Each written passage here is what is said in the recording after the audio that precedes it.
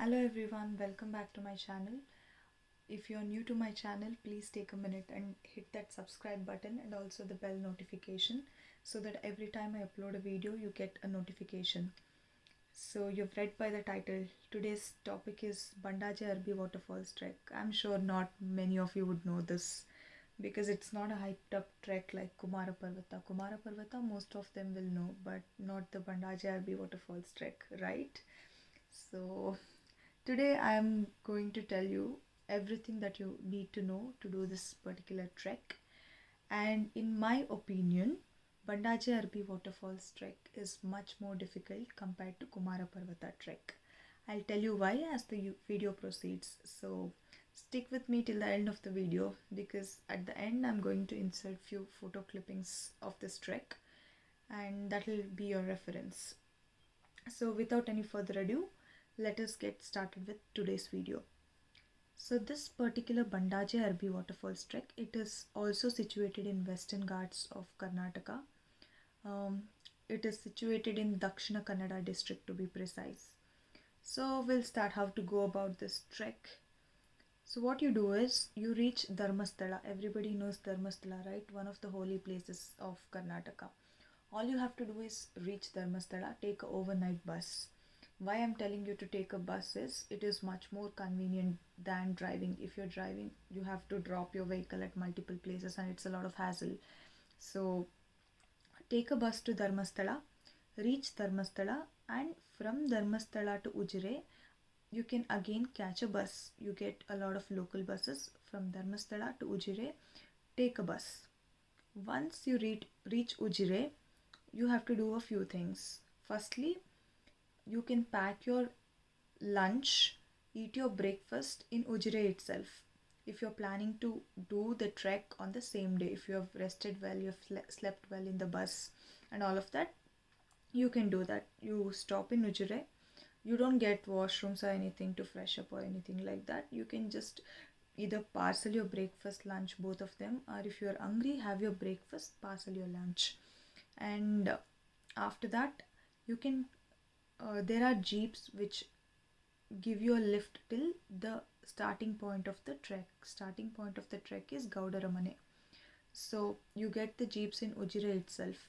When I did this particular trek in 2018 January, we paid around 500 rupees for the jeep. Currently it will be more. In 2021, I think with COVID and all that, it could be more. It could be somewhere within 1000 rupees for the jeep. So the distance from Ujire to Gowdaramane is 15 km. It's a jeep trail. Very scenic route. You can see the areca nut plantation, betel leaves and all of that. So that is that stretch from Ujire to Gowdaramane. So once you reach Gowdaramane, you can fresh up. You can maybe have your breakfast, and the permission that is required to do this entire trek, you get it at Gowdaramane itself.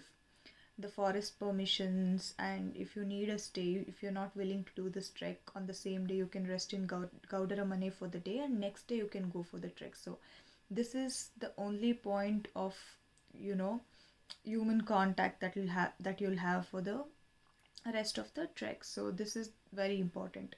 And if you are planning to inform them in prior, this is their number, 9901939829. Okay, note down this number, call them in prior and inform them that so and so number of people are coming and you're planning to do this trek and you need permission, all of that, inform them in prior. So yes, so this is the starting point of the trek. After getting all the required permissions, you can start your trek from this place. Once you start from Gowdaramane, this is a walk through the estate. Gowdaramane is situated inside the estate itself. Okay, it's a single house. So you can start the trek and it's a completely estate trail. Very scenic. You have coconut trees around, small streams, the same plantation and all that. And as you proceed further, you find a small water body. Like you can fill your water bottles, fill your bottles well. At least carry 2 liters of water bottle per person. Okay, so don't carry single use plastic. Instead of that, take your bottles where you can refill your bottles over and again. So this is your first water stream, and as you proceed further you'll find another water stream. So this entire stretch is through the plantation. Okay, so after you finish this plantation, this particular stretch starts. This stretch is all about trees. It's like a canopy kind of a place where there is a trail inside the forest. Everything that you see around is tree cover.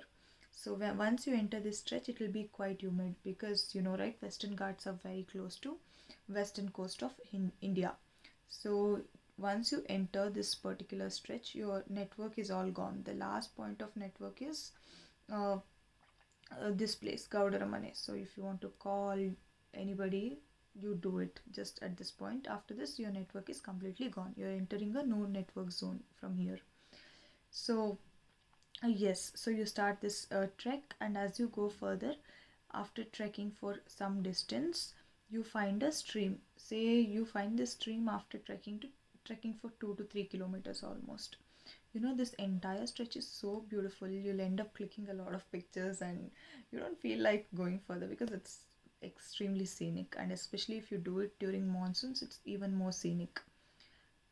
So that brings me to the point, which is the best time to do this trek. If you're doing it as a monsoon trek, of course June to September is the best time.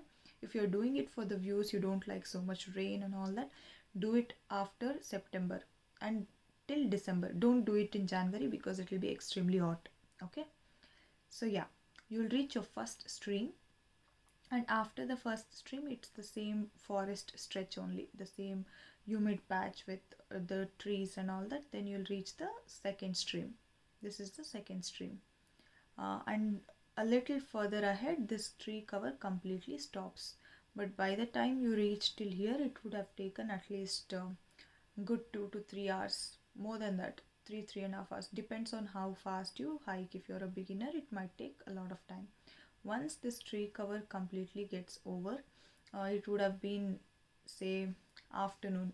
If you have started this trek at 8 or 9 in the morning or even before, it would be afternoon by the time you finish this tree cover. You can sit somewhere here, you can have your lunch peacefully. I told you, right, pack your lunch and all that. So you can have your lunch peacefully over here, and then you can proceed further. This is all the grassland patch, the open grassland patch. Once you walk a little bit ahead, you get the first glimpse of this waterfall. I told you, right, like why this trek is special, because you have a waterfall at the summit. Unlike any other trek, you have a waterfall at the summit. So you get the first glimpse of the waterfall. As you further go through this grassland, you finally reach the tip of the waterfall. Like initially you directly don't go to the go and hit the waterfall. You go through this place. Over there it's a flat place. You can lay your luggage down there and walk a little bit, say some 200 to 300 meters, and you'll find the way to the waterfall. There is a stream which flows. You can follow that path and come, and you can reach the edge of the waterfall. So be careful when you are at this edge of the waterfall, because there is nobody to give you any caution or anything like that. It's a completely forest zone, so there is no human being to tell you this is dangerous and all that. So be very, very careful. That I'm sure all of you are going to be. So it's extremely beautiful. It's a plunge waterfall, single plunge, and you can enjoy the waterfalls. By the time you reach this waterfall, it would have been easily around evening, 4:35, 5 o'clock. So enjoy this waterfall, see the sunset and all of that.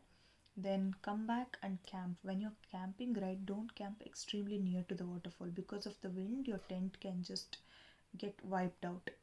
So it is important to bring your own camping gear, like tent, sleeping bag and all of that, and also your own food, because there is no human settlement throughout this stretch. So you have to carry your own food, you have to carry your own camping gear and all of that. So yeah, once you reach this place and you start to camp, cook your food and all that, you get wood and all around. But if you're doing this as a monsoon trek, it's very difficult to set fire and cook and all of that. So in that case, you carry some ready to eat food like suka chapati, the dry chapati with some chutney powder. All these stay very fresh, they don't get spoiled very easily. So you can have your food, rest well, because you would have trekked the entire day to reach this place. So take a good rest at this place, camp, and the next day morning try to wake up a little bit early, because if you wake up after 9 o'clock and then do the rest of this stretch, it will be very difficult. So wake up quite early, say by 6:37. Enjoy the view and all that. It looks so serene in the morning, I can't even put it out in words, you have to see it for yourself. So enjoy the place around, have your breakfast, have your sound breakfast. And one more thing I want to make sure, that you people fill your water bottles well, drink enough water and fill your bottles, because after this there is no water source until this place. So completely fill all your bottles, eat well, and then start your trek, say by trek back by 8:30, max 8:30. Start from this place and you'll get to know the stream. Just follow the stream, and it's a completely grassland covered patch. You can see the trail. Once you start walking, you can see the complete hill covered with grassland. The entire patch is grassland patch. It is steepy here, see, it's quite steepy. It's a difficult trek only. And then once you reach this top, this viewpoint is extremely beautiful. You can sit here for some time, you can click your pictures and all that, rest for a while, and then it becomes downhill. So you can trek the same grassland patch. And I'll tell you one thing, keep one thing in mind over here. When you see this Ballala Raya Durga fort, right, this is also steepy part, and then you have to reach Ballala Raya Durga. What we think is, anyway, you have to take this Ballala Raya Durga and then you try to take this path instead of taking the steepy part. Don't do that, because if you take this path, it will directly lead you to another direction, and that is not right. Instead of that, you take this steepy part only, and then you can see the fort. Once you reach this fort, this is the Ballala Raya Durga fort. It is an old ruined fort. As of now, nothing is there. It's just like few ruined stones and all that. So that is one of the points in this particular trek, Ballala Raya Durga. From this place, once you reach this place, right, almost 70% of your trek is over. All the difficulty is over. But once you go a little bit ahead, you will see like 3-4 trails. So one of the trails is the one which actually leads you back to Sunkashale. Okay, so you'll get to know, because people would have frequented that trail. Take that trail and start trekking. After some time, the grassland patch gets over and it again opens into this tree line. By now, I told you, right, you would have carried water in the morning. By the time you would have reached this place, it would have been, say, 3-4 hours, and you would have exhausted all your water by drinking it. So further come a little bit ahead in this tree line, you'll find another water source. Fill your water bottle, drink it. Okay, so after that, it's again tree line. You'll reach your second water source. So you can again drink some water.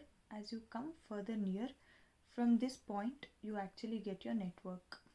Okay, so you can call the rickshaw guys, the auto rickshaw guys. These are their numbers. You can call them and tell that you're reaching Sunkashale, sorry, Durgadalli, you're reaching Durgadalli, and let them get the auto from Sunkashale to Durgadalli. So they'll be ready at the Durgadalli to pick you people up.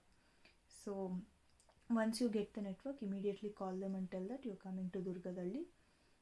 So you can just get down. It takes hardly from this point to this point, hardly 45 minutes. Once you reach this place, the auto guys will be waiting. The Durgadalli point, it's the end point of this particular trek. So take the auto and reach Sunkashale. You have to reach Sunkashale before 5 o'clock, because the last bus which goes back from Sunkashale is at 5 o'clock. See, in this kind of places, there is nothing like regular bus. all throughout the night till 9 or 10, nothing like that. The last bus is at 5 o'clock. So make sure you reach this place before 5 o'clock. Once you reach this place, buy your tickets to Kottigehara. There is a bus which reaches here by 5:30. So buy your tickets to Kottigehara, which is at 17 kilometers distance. And from Kottigehara you can either go to Bangalore, Chikmagalur, or back to Dharmasthala and then to Mangalore. So however you want to plan this trip. So Kottigehara is like a junction basically. So this is the breakdown of the trek. And the second thing what people do is they reach Kottigehara, then Sunkashale. From Sunkashale they take an auto. From there they go to Balladaraya Durga, then Waterfalls, and directly they come back to Sunkashale. But I would suggest you to do the trek as I explained it, from Ujire, Gowdaramane to Sunkashale. This is more beautiful. Okay, so do the, if you're trying to do, consider this option. So quick recap of whatever we saw. This Bandajje Arbi waterfall trek is a difficult trek, and the total distance is 24 kilometers. And this is the contact of Kishore Gowda, Gowdaramane. So call him and inform in prior. You get stay, food and all of that, and also forest permission from Gowdaramane. Secondly, the rickshaw driver's number. Keep a note of all of these numbers, so they're going to be helpful. This is the second point I wanted to tell. And one more thing, when I did this particular trek, I actually got geo network, like very feeble geo network in Balladaraya Durga Fort. So, but don't rely on that until you reach somewhere here. And the Gowdaramane is the last point for network. So keep that in mind.